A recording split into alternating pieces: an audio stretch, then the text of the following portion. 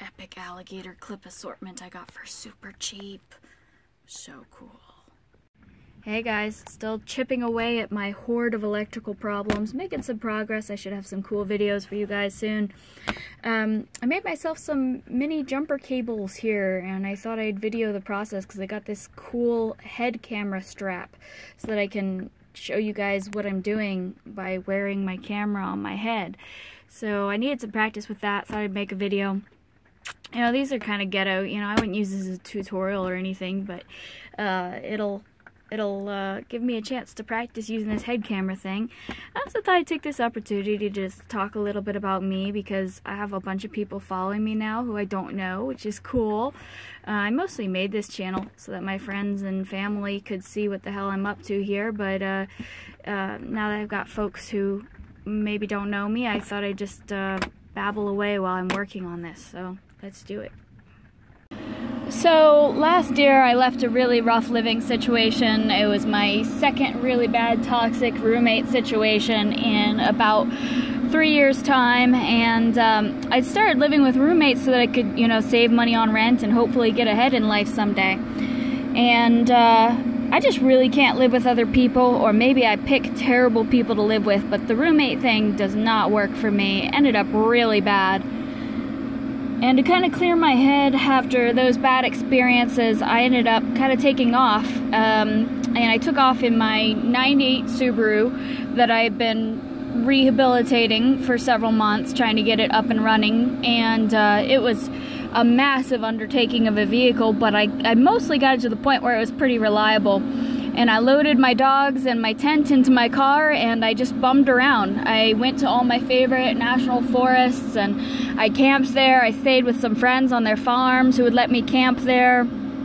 You know, I spent a few months basically just being a nomad, a tenting homeless person, and it was really, really good for me. I mean, it was great, mentally speaking. It was awesome. But it didn't let me run my business really easily. You know, I'm a web developer, and I really need access to computers and a stable work environment often to be able to keep my income up. Although I do have some residual income, it's not enough to live off of yet. So, you know, that's been that was challenging. So, you know, on one hand it was awesome. On the other hand, it was, you know, depleting my resources. So I started to think to myself, how could I make this work full-time? So I went ahead and I started thinking about an RV, and I started looking at listings on the East Coast, which is my usual home base, is up and down on the East Coast, and listings for various RVs, even vans in decent condition. I mean, everyone wanted so much money for them up there,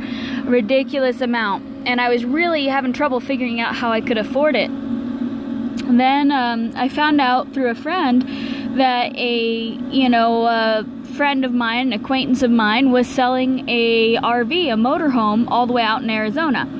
So I got his contact information, talked to him about it, and then I threw all my dogs in the car and headed to Arizona. And that was a beautiful road trip, let me tell you. I stopped at all these cool BLM places, national forests and stuff. Oh my God, it was wonderful. And then I headed to Arizona, and cool thing is he cut me a serious deal on this motorhome. He also let me camp out on his land while I was getting it ready to leave because it needed a lot of work. It had been sitting for an entire year or a little bit more, and it was in pretty rough shape. So he let me, you know, stay there. And while I was out there, I got 6 new tires. I tore out the dinette and some cabinetry to install dog crates and a workbench for myself. Cleaned everything up really good. Then I swapped out all the fluids. I got a coolant flush professionally done. I changed the spark plugs, the spark plug wires, rotor, distributor cap, and change the transmission fluid, change the oil, change the transmission oil filter, and you know, just generally got it into working condition, just the basic stuff that had been neglected on it, and started taking it out for a few trips, got used to driving it, and now I've been slowly working my way back home to the East Coast.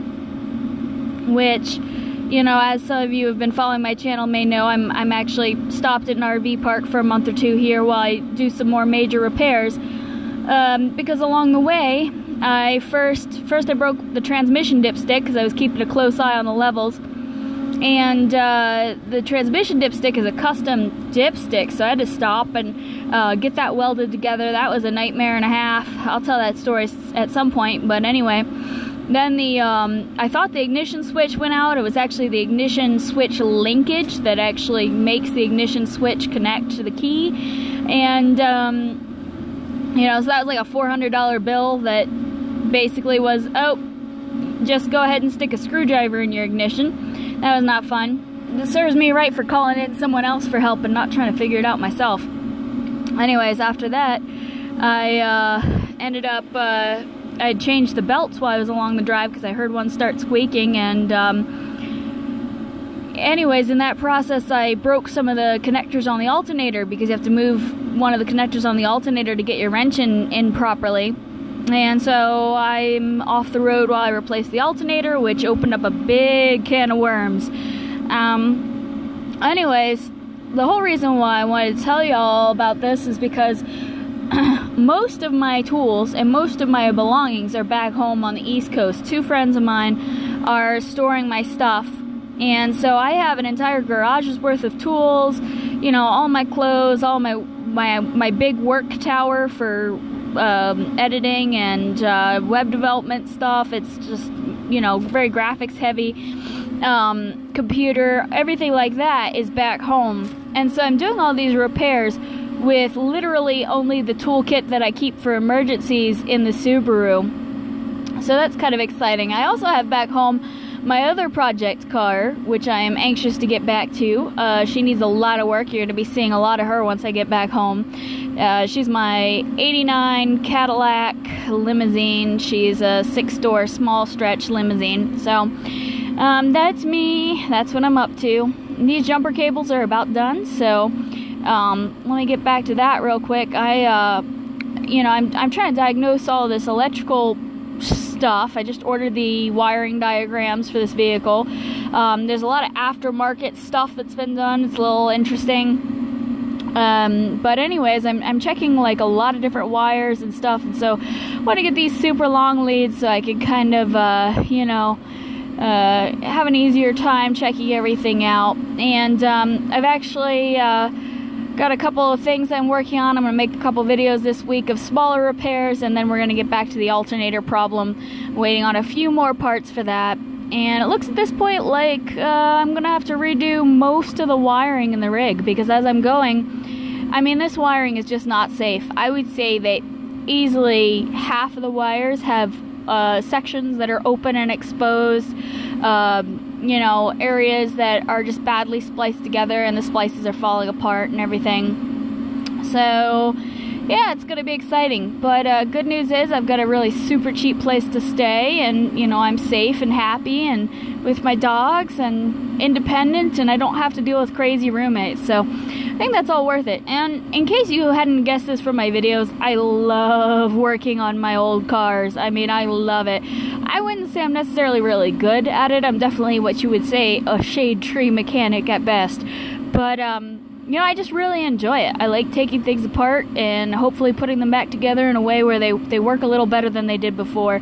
That's my stress relief. I've always enjoyed it ever since I, you know, was a little kid. I've been taking things apart. So anyways, I may be a little slower at it since I don't always know what I'm doing than a professional would be, but I really do enjoy it. So I try to do everything I can on my own. So, yep, that's me. And I'm gonna go ahead and wrap these cables up and get on with it. Thanks for listening. If you made it all the way through this video, you're all too kind. Hey, you know, hit the like button. If you haven't already, subscribe to my channel.